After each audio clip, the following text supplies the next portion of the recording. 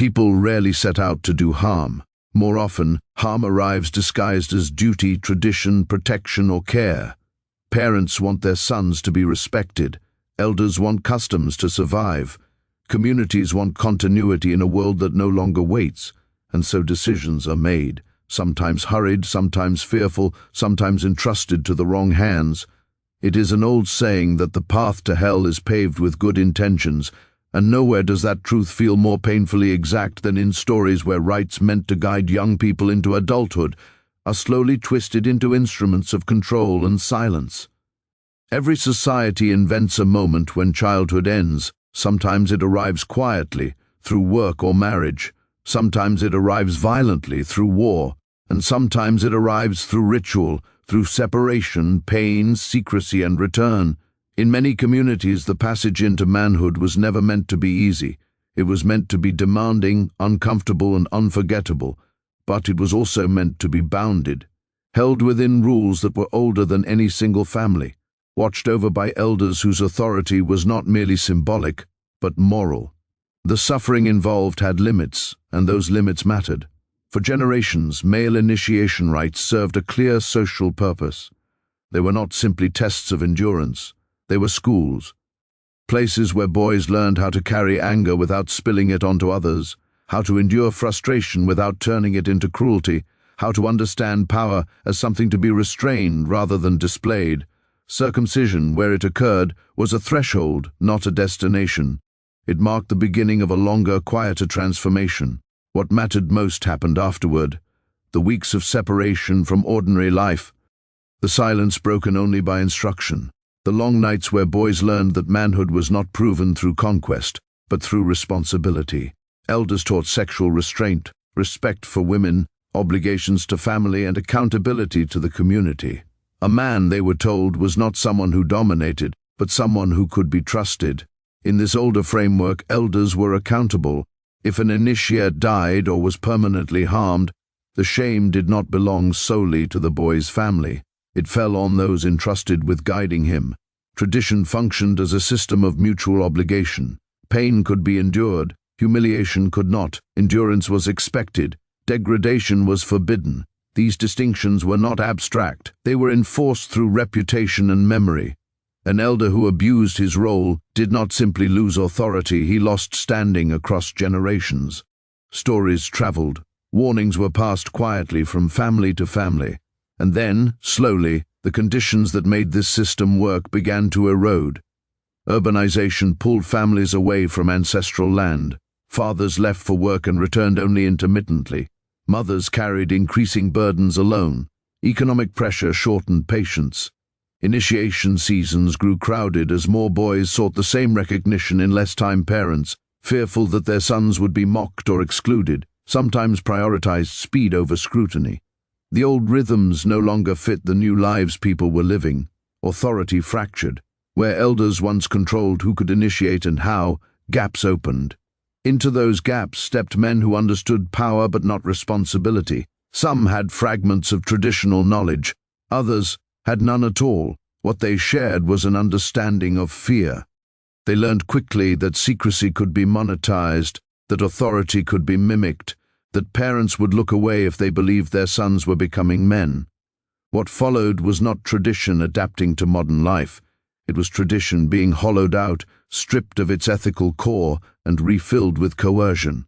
Survivors often remember the journey first, the walk or drive away from home, the moment phones were taken, the warning that once the boundary was crossed, there would be no contact with family. The tone shifted sharply then. What had been celebratory became rigid, what had been proud became threatening. From that moment on, the initiate's world narrowed. Food was restricted, framed as discipline. Water was rationed, framed as purification. Silence was enforced, framed as respect. Pain was reframed as proof. Any complaint was mocked as weakness or punished as defiance. The cut itself was often rushed, sometimes unsanitary, sometimes botched. But it was what came after that mattered most. Fear was introduced deliberately and methodically. They were told the bush listened, that spirits punished those who disobeyed, that witches watched for weakness, that speaking to outsiders would bring sickness, madness, infertility, or death. This language worked because it drew on fragments of belief that already existed. Those fragments were twisted, exaggerated, and weaponized. The initiate was not invited to understand, he was ordered to submit. In this climate, obedience ceased to be a choice. It became survival. It is here, inside this carefully controlled terror, that some of the most disturbing practices emerged, not everywhere, not in every illegal camp, but often enough to appear again and again in medical records, police files, and sworn testimony. Some initiates were ordered to consume their removed foreskin. Others were told it would be consumed by someone else if they refused, or used against them magically, or buried in a way that bound their fate to illness, impotence, or death. The explanations varied. The pressure did not. Survivors struggled to describe the moment. Some said they did not fully understand what they were being ordered to do. Others said they understood too well, and that understanding itself paralyzed them. Many spoke of a sense that resistance had simply disappeared, as if fear had erased the possibility of refusal. What united their accounts was not the physical act itself, but what followed, a collapse inward, a shutting down. They obeyed not because they believed, but because refusal had been made unthinkable. Hospitals became the first witnesses. Young men arrived with severe infections, dehydration, amputations, and systemic illness. Some were barely conscious. Others refused to explain what had happened, offering fragments of stories that did not quite hold together. Doctors recorded evasive answers, sudden silences, unexplained fear.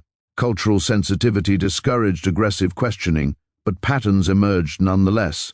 Too many injuries, too many deaths, too many arrivals clustered in the same seasons from the same regions. When forensic investigations began, they revealed something crucial. There was no medical basis for the practices survivors described, no therapeutic value, no cultural precedent that could justify them. Anthropologists confirmed this. Traditional leaders testified openly. This was not initiation, this was abuse. Deaths forced action. Families demanded answers. Media attention intensified. Police raids uncovered camps operating without licenses, without sanitation, without trained practitioners. What had been hidden in the bush entered the courtroom.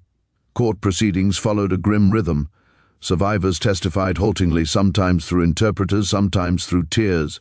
Defense arguments leaned heavily on culture, misunderstanding, exaggeration. Judges rejected these claims decisively.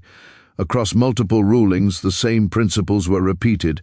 Cultural practice does not override bodily autonomy. Consent obtained through fear is not consent.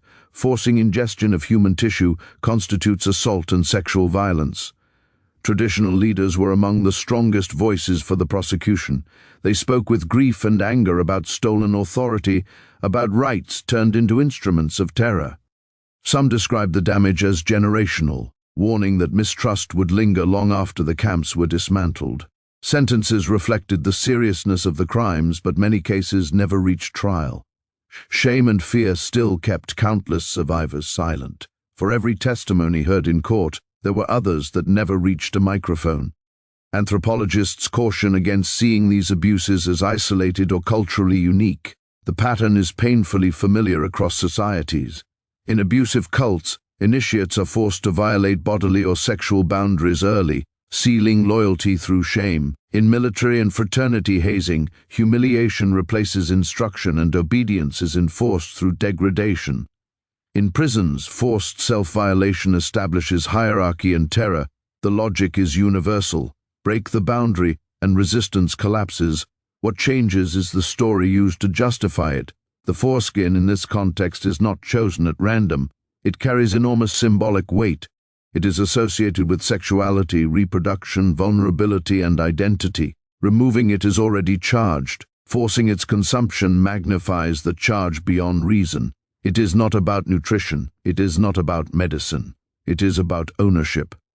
Survivors often speak not of pain, but of something being taken, a sense of self, a sense of dignity, a belief that there are lines that cannot be crossed. Many say that even years later, they struggled to trust authority, ritual, or silence. Reform has been slow and uneven, but it exists. Licensing systems were introduced. Medical oversight increased. Education campaigns clarified what initiation must never involve. Elders reclaimed authority publicly. Police presence during initiation seasons expanded. Fatalities decreased in some regions. More importantly, silence began to break. Survivors spoke not to destroy tradition but to defend it. Elders acknowledged failure without abandoning heritage. Communities reframed the story. The enemy was not culture, it was abuse hiding behind it. The deepest damage done by these abuses was not physical, it was relational. Trust between generations fractured. Parents doubted elders. Boys doubted the meaning of manhood itself. A rite meant to bind communities instead produced suspicion and grief. Repair will take decades. Rituals survive only as long as their ethics do. When ethics collapse, rituals mutate. They do not disappear, they rot. This story is often misread as one of exotic cruelty. It is not. It is a universal story about power without witness, fear without limit, and silence mistaken for respect.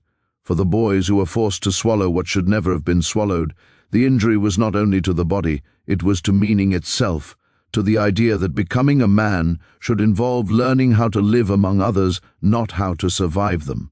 And the quiet truth is this: the strongest voices condemning these acts do not come from outside. They come from elders and survivors saying, together, this was never who we were meant to be.